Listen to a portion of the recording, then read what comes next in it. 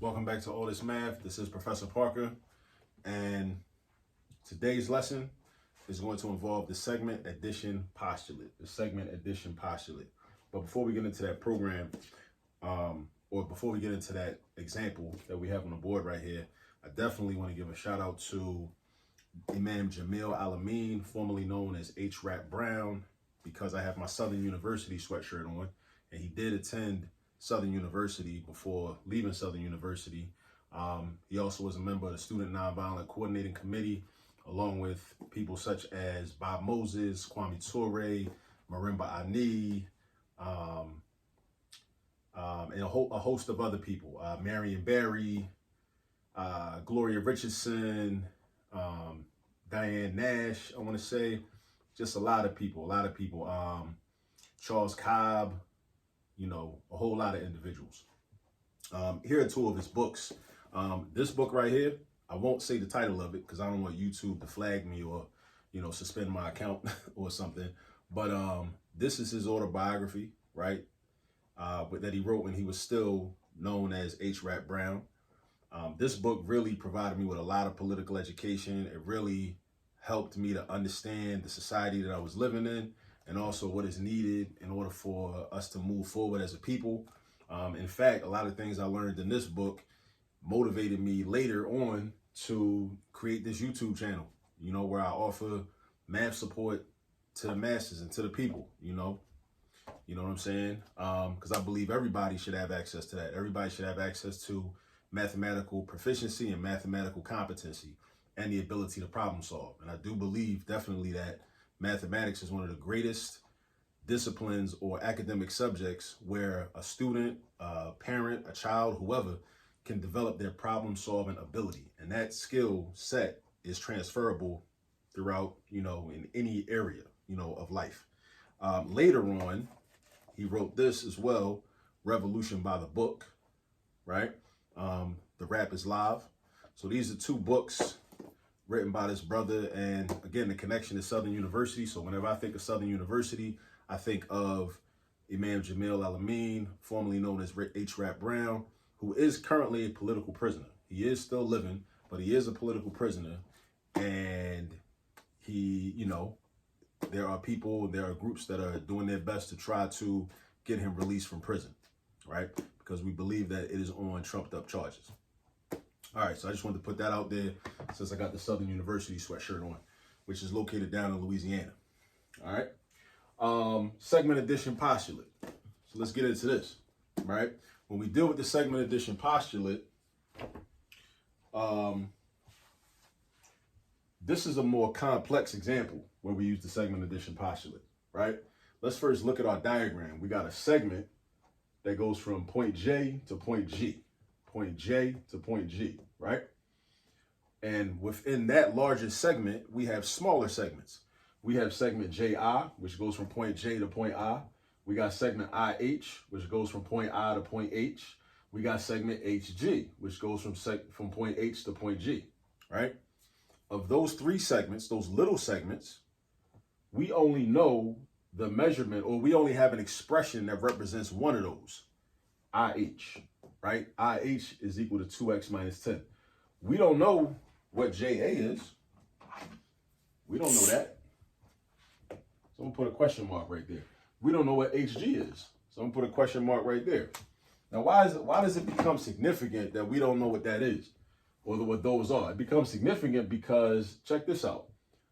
Our whole goal with these type of problems, these segment addition postulate problems where we got to solve for X and find the measure of one of the segments, is we want to be able to create an equation.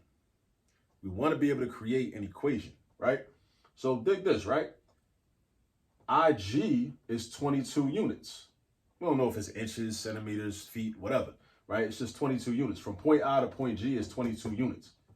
I know an expression for IH, but I don't know what HG is. If I did know what HG was or had an expression for it, I could create an equation. I could just say this expression plus whatever this expression is equal to 22. And then I can solve for X, right? But I don't know what this expression is, all right? So I can't do that just yet, right? Then over here, right? Look at this 13. What does this 13 apply to? 13 is the length from point J to point H. So from J to H is 13. See that? See that? So you got to know how to like read the diagram and understand the diagram. From point J to point H is 13, right? So if I knew what this was, JI, then I could say, okay, segment JI, the expression for JI plus the expression for IH is equal to 13. I could write that down as my equation and then solve for X. But I don't know what JI is, right? But what I can do, because I do know that this segment is 22, this segment is 13, and the whole thing is X plus 12, I can figure out these expressions. I can figure out expressions for JI and HG. In a lot of problems, you'll be given the expressions. But in some problems, you got to use some critical thinking ability, right? And this is why math, all of its sub-disciplines, geometry, statistics, and whatever, algebra, a lot of times, you're not going to be given the information that you need to solve the problem. You're going to have to figure out information that you then will use to solve the problem. Just like in life. In life, you're not always going to be given all the tools that you need to solve a problem. You got to sit back, pause for a minute, think critically, and then figure out some things so that you can then figure out something bigger, right? That's just what happens. That's why I always say, and I said this earlier, math is one of the best subjects for developing critical thinking ability because it puts you in situations constantly where you got to figure stuff out. Where it's not going, you can't just always just take out your phone and ask Siri, right? That's not real life. In real life, it ain't going to be no Siri. In real life, it's you and your brain and a problem, and you got to figure it out. That's real life, straight like that, right? So what you want to do is study your math so you can develop those skill sets so you can solve problems. And we're not talking about just solving problems in a math class from a textbook. We talk about real life, right? Because once you know how to solve problems in math class, you can solve problems anywhere, any situation. I guarantee you. All right, so let's get into this. All right, so let's say I want to know what HG is. All right, so HG. HG is the segment from this point to that point. Now I know what the whole segment is. So from this point to that point is X plus 12, right? And from this point to that point is 13. So what you got to realize is that this whole thing minus this piece is equal to this. Again, this whole thing minus this piece is equal to this piece. This whole piece minus this piece is equal to this piece, right? So let's write down what that would look like, all right? Matter of fact, let me do this. Let's do that. Boom, boom, HG, boom, boom. That might make it look even more clear. This the whole thing.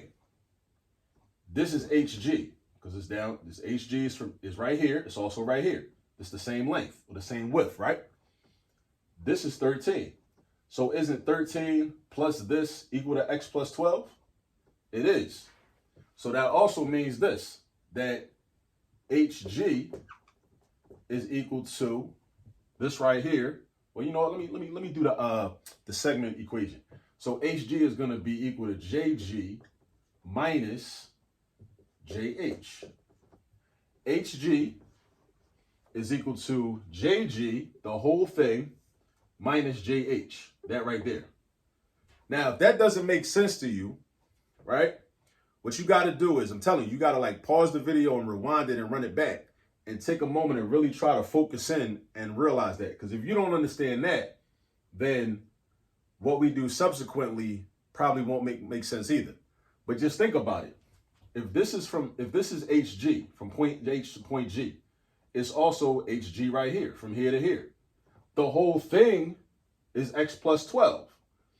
This part of it, so this whole thing is broken down into two parts. This piece and this piece. This piece and this piece. This piece plus this piece equals the whole thing. So if you know that, you could also say, well, the whole thing minus this piece is going to leave me with that piece, which is HG. Which is why I'm saying that HG is equal to the whole thing minus this piece right here, JH. Because here to here is point J to point H. So now we just replace our segments. We can't for HG because we don't know it yet. but we replace our segments with our algebraic expression. So what's JG? JG is x plus 12, right? Then we put our minus sign. What's JH? JH is 13, right? So now we got HG is equal to x minus 1. Now, how did I get x minus 1? The x was already there. What's 12 minus 13? Negative 1. So HG is the same thing as x minus 1, right? Now, from there, I actually don't need to figure out what JI is. I can if I want to, but that's just extra. I don't need to. You know why I don't need it? Because if I'm trying to solve for x, now I could create an equation.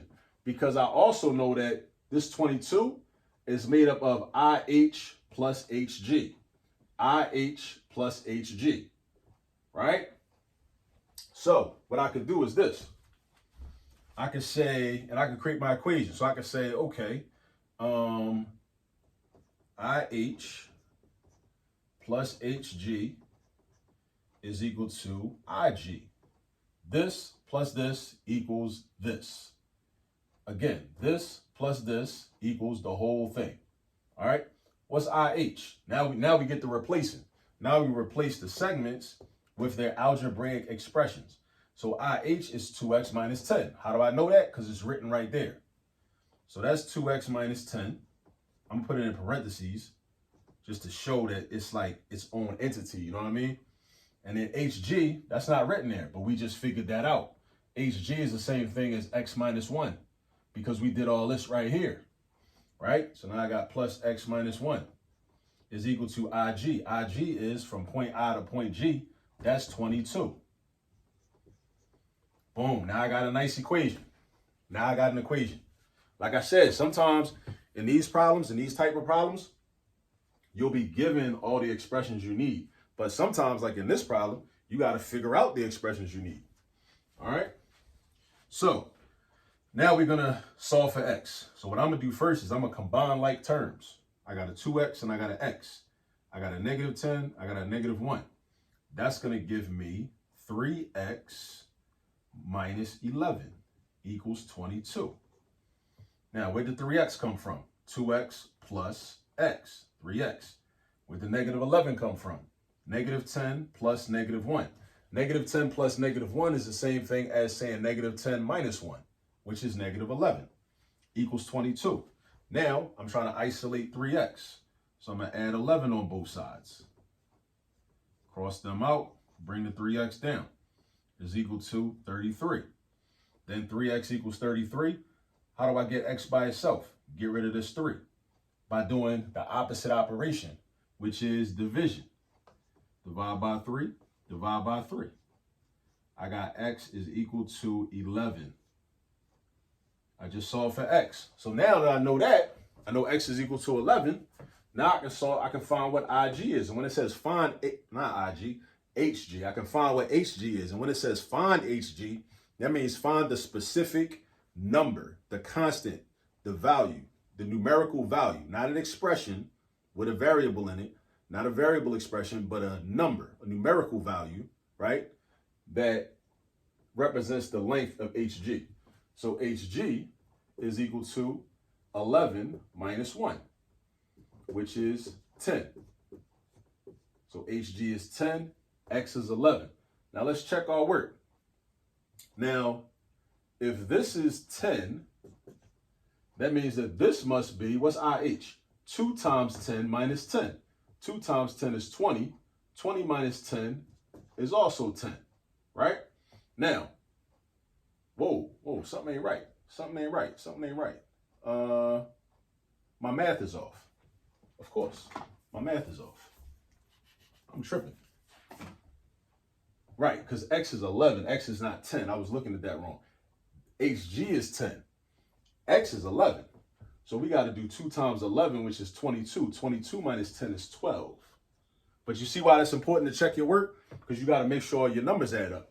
Because I know 12 and 10 is 22, but 10 and 10 is not 22, right? So 12 and 10 gives me 22. Now, over here, we're saying that from point J to point H is 13. So if I to H is 12, this must be what? 1. It's got to be 1. It's got to be 1 because from here to here is 13. So from here to, if here to here is 12, then we only got 1 unit left. 12 plus 1 is 13. All right. Now, let's make sure it all adds up, though. So we're saying that the whole thing is going to be 1 plus 12 plus 10, which is 13 plus 10, which is 13 plus 10 is 23. Right? We're saying this is 23, the whole thing. Now, is that true? If x is 11, is 11 plus 12 equal to 23? Yes, it is. So we just checked our work, right? So we solved for x, and then we found the length of HG, and then we checked our work. All right. So again, when you see a problem like this, remember, what you have to do is figure out, sometimes you might have segments that are missing expressions. So you got to figure out an expression to represent one of those missing segments, right? In this case, it was HJ or a JI. I could have figured out an expression for JI by using 13, right? I could have did that. I could have just said, well, JI is equal to this whole thing minus this part right here. Because what's left is going to be this part. What's left over is going to be that part. I could have did that too, right? I could have did that also. All right. So you have a choice. You have options that you can exercise. You know what I'm saying? All right. So that's that. Definitely get some practice with these type of segment addition postulate problems when you see them. Shout out to Southern University. Shout out to the HBCUs down in Louisiana, Grambling, Dillard, Xavier. You know, forgive me if I'm forgetting any other HBCUs in Louisiana, but shout out to all the HBCUs. And definitely do your research on Jamil Alameen, Imam Jamil Alameen, who is a political prisoner, formerly known as H. Rap Brown. Check out some of his talks, his lectures. You can find them on YouTube, and also the 2 books that I referenced earlier on, his autobiography and the other book he wrote later in life. All right. See you on the next video. Peace.